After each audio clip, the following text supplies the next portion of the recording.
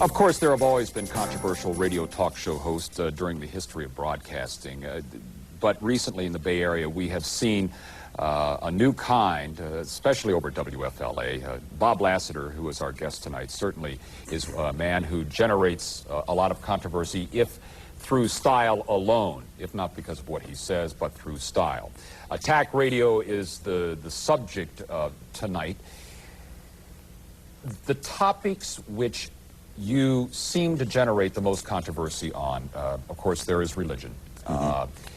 There is one that comes to mind when you talk about the livable wage. I know that that's one you feel very strongly about. What are those touch topics, the things that really seem to set people off? The ones that people don't want to talk about, the religion, the politics, and the sex, obviously. They're the ones you just never, ever, ever talk about, but that's all that people really do talk about. But what is it about those topics that generates their anger, especially when you start to bring it up and you start to play with them? And you do play a great role as a devil's advocate. Sometimes you can tell the listener doesn't understand that's what you're doing. But what is it, for instance, about politics that sets individuals off? What have you learned about the listener? What I've learned is that people basically accept what they are told, and unfortunately, and I hate to keep using this phrase over and over again, but they don't think. And so when you say something that they have not heard before, they feel challenged, they feel threatened, actually, not challenged, but threatened. And consequently, anyone who advances what might be called a new idea is perceived as being a dangerous person, which causes people, it causes the old stomach to churn. I want everyone to watch this. We've videotaped these segments earlier this week over at WFLA. Religion is one topic that gets a lot of your listeners going, especially the way you handle it. Let's watch this right now. Are you going to try to tell me? Are you going to try to tell me what Jesus meant? Can I tell you something, Are you Bob? going to try to tell me Bob. what Jesus meant, ma'am, or are you going to accept what it says here in the book? I do accept it, but see, you don't understand. Then why don't you follow it? You don't understand the Ma'am, Word if of I God. thought, ma'am, if I don't understand the You Word know, of because God. you're not born again. Hey, lady, I'm the one that can read. If I You're thought... not born again, Ma'am, Bob. if I thought that there was this big Jesus in the sky who had left this very clear message to me, was going to come back any day now on a white horse with trumpets and angels and vials of snake venom and all this kind of good stuff, if I thought that this was true, I'll tell you this much, I would be following that book to the letter. I wouldn't take one chance. Okay, I mean, I would sell my second car, I would move closer to work, I'd get rid of my jewelry, and I sure as hell wouldn't store up any treasures here on Earth. Ma'am, like I told you, you don't believe it. Atheist? Me? Yes. No, not at all. That's a ridiculous position to be an atheist. You seem to have a great knowledge about the Bible anyway. Religion fascinates me. It always has. And you've read the Bible, or portions of it. No, I've read it cover to cover twice. Have you really? Why does Bob Lassiter challenge the religious views of the people who call him? Well, first of all, sometimes I find them somewhat offensive, and I'll explain that in a moment. But secondly, religion is a motivator of people, and so consequently, I want to know what they see in it, what the motivation is. When I say I'm sometimes offended, well-meaning people who, again, don't think about what they're saying attribute the most awful things to God, and that offends me. There are some sections of the Bible that, I'm sorry to offend anybody else, but to me are ridiculous, especially some portions of the Old Testament, where God is giving credit for doing atrocities. But doesn't it get down to faith? I mean, people do have blind faith about many things. You may have blind faith about the goodness of man, the inherent goodness of man. Why attack that faith? Well, because people attack mine. I mean, all the time I'm told, if I turn on the television channel 22 in this market, who knows in other markets, I'm told that if I don't do this, if I don't believe that, then this is going to happen to me, that's going to happen to me, that I'm no good if I don't believe. People attack my faith all the time. Why can't I come back and challenge theirs? There seems to be there is this anger that comes out of you at times that I guess I don't understand. When you're brought into this profession, you are basically taught and told that there are certain ways you go about interviewing people. For instance, Phil Donahue has said years ago, he said his job is to give his interview subject the best opportunity to give their best answer. Now, we know the Donahue style. Everyone knows the Donahue style. Do you think you're giving your caller the best opportunity to give their best answer when you become so aggressive? Well, the caller comes to me. If I were making cold calls out of the phone book and putting people on the air, then I think I should treat them a hell of a lot differently than I do. But I'm not doing what Phil Donahue does. I have very few guests on. For the most part, I am the issue. My views, what I have to say, is the issue. It's the focal point of the program. People call up to challenge me, or unfortunately sometimes to agree with me, which makes a very boring show. And I expect those people, if they're calling up to challenge me, to have the decency to have a vague idea as to what we're talking about. And if they insult my intelligence, insult me, insult my dog, then I react. All right, let us stop here. I want to talk to you about the listener and what you've learned about the listener and society in your years of doing this. And we will continue on Dateline in just a moment. Stay with us.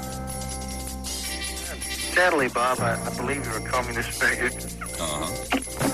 Well, there's a boy looking for a date. Another disappointed caller.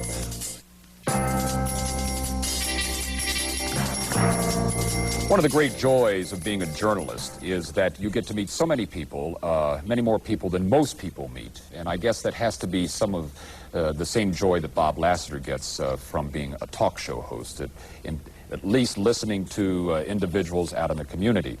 How many years have you been a talk show host now? A little over 3, about 3.5. And what did you do before that? I had done virtually everything in broadcasting, from general manager to sweeping the floor and everything in between. Okay. You obviously have gotten to know the general think of this community, I would imagine. Do you have a perspective of what the think is of this? How would you describe it? I sure do, but I would also hope I'm quite wrong, because I don't necessarily think that I'm talking, especially during my show, that I'm talking to a good, broad, general cross-section of the community. I'm talking to the type of individual who, for whatever reason I cannot begin to imagine, will come on a radio program where he has utterly no control whatsoever, sometimes sits there for 40, 50, 60 or more minutes waiting for his 2 or 3 minutes on the air. So I don't think I'm talking to a cross-section.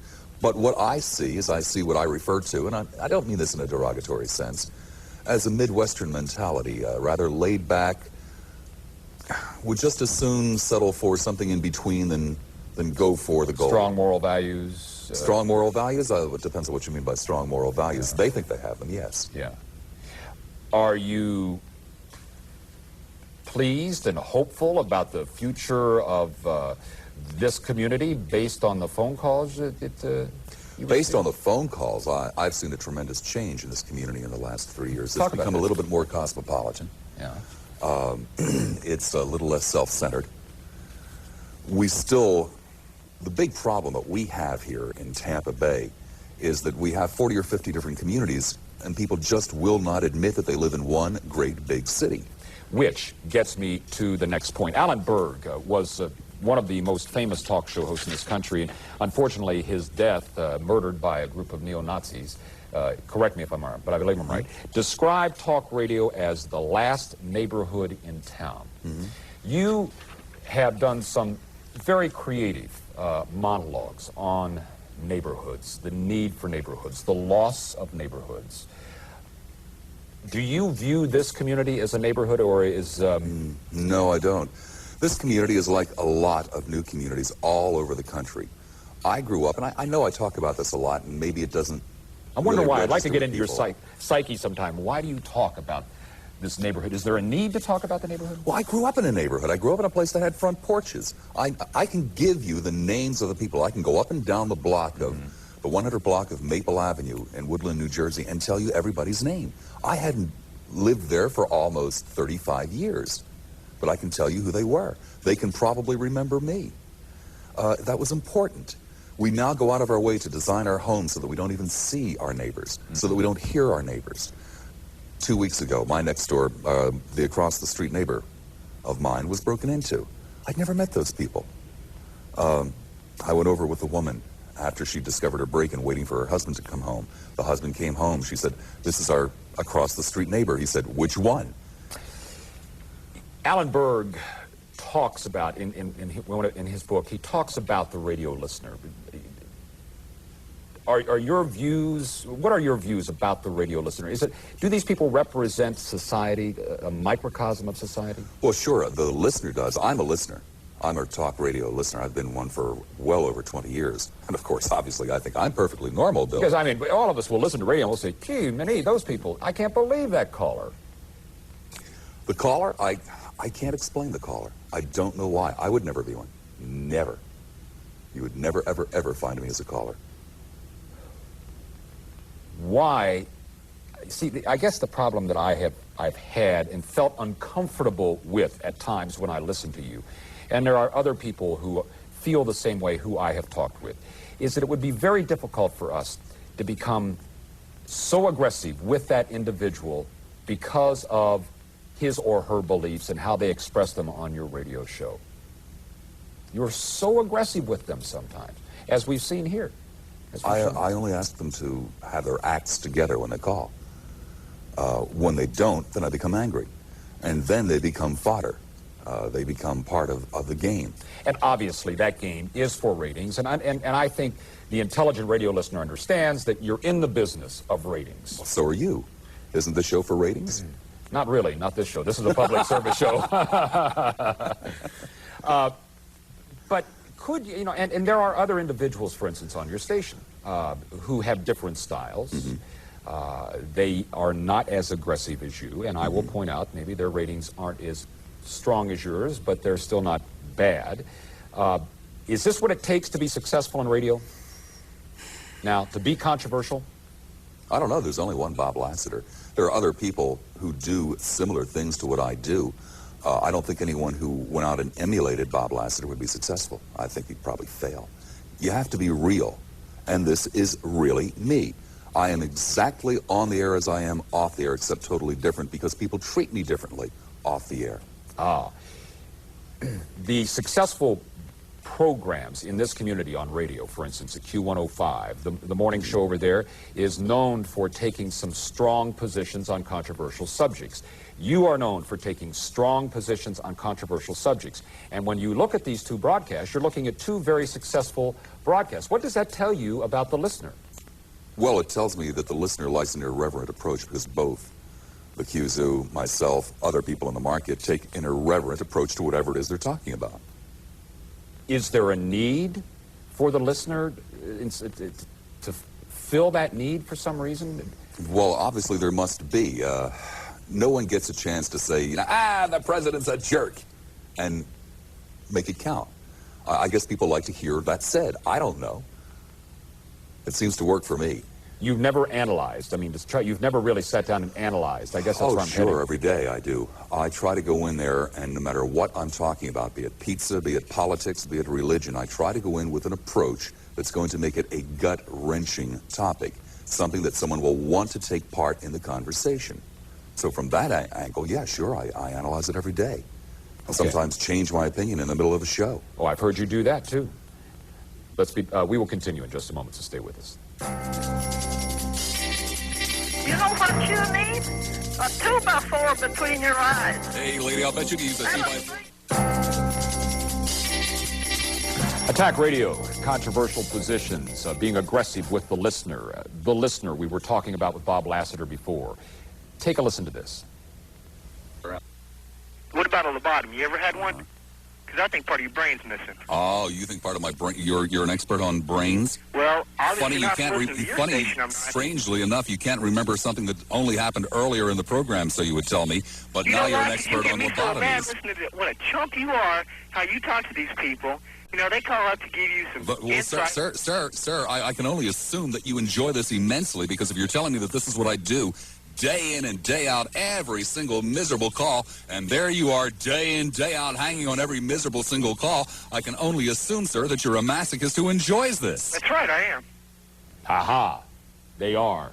They seem to enjoy it when you go after them. Some of them do, sure. What does that say to you? You got a weird audience, or what? No, well, it says that obviously Andy Warhol was correct. These people will put up with anything to be famous for 15 minutes. And perhaps in some bars in the area, I don't know, it gets you a free drink. Hey, Mad Dog Lassiter beat up on me today. Where is radio going? Talk radio. In this community, we've seen a resurgence. How is it doing, first of all? Is there a resurgence nationwide? In certain markets, sure. This kind of talk radio is not available nationwide. There are only a handful of markets where you're calling it attack radio? Okay, I'll With a question mark. With a question mark. That, probably not more than 20 markets. What are we going to be seeing? Do you think we're going to see more of this, or is this just a little blip in the history of radio broadcasting right now? I don't know. We're fairly successful with it. A lot of the other markets that I'm aware of that are doing this type of radio are fairly successful with it. It's something that scares radio station owners and managers. Not profitable? It's not that it's not profitable. You have to put up with a lot of heat. You have to sit there all day and talk to people. What about your managers? I mean, what do they say? I've heard you and Great guys to work for. I hear you and Liz Richards go after each other. Liz Richards is another talk show host at WFLA. Not a lot of good blood, it appears, between the two of you. There isn't. There's got to be anxious moments. There are. But in order for the station to function for those 9 hours a day where we're doing our live talk block, there can be no interference. We must be what we are. We must be allowed to say what we want to say. But you do use profanity. I mean, you do. I mean, could you do what you do without doing that? Sometimes you can tell the listener is more offended by the word you use than what you're actually saying. I don't believe I have ever used a word on the air that a president of the United States hasn't used. People look for things to disagree with me on. Perhaps they cannot articulate why they're in disagreement with me on the running of the economy. So therefore they will try to find something else. Well, he used a dirty word. Same word that I heard Ronald Reagan use 3 months ago. Beyond words, there's knowledge of subjects. You sometimes profess to be knowledgeable on something, and if a person will challenge you on it, you'll just tell them they're wrong, and you, boom, punch the button. They have to take your word for it. Could you give me a specific? There you go again. There you go again. Well, I appreciate you being on here. I know that there are many people in town who do listen to you. I'm really quite amazed and surprised at times that you do what you do. Ever thought of just being a top 40 disc jockey? If I were to leave talk radio and stay in radio, a year and a half before I got into talk, I did country, and I enjoyed it immensely. That's probably what I would try to go back to. And if you couldn't be in radio, what would you do? Oh, I'd be a very sad man. I don't really know. I don't have any training for anything else. It's a scary thing, isn't it? Oh, terribly scary thought. How long can you do this before your blood pressure gets out of hand? Maybe another 10 years. Maybe. Well, all right. Well, Bob, we thank you for being with us tonight. My pleasure. Nice to have a conversation with you. And, of course, we thank you for being with us. Hope you've enjoyed it. And we'll be back next week on Dateline.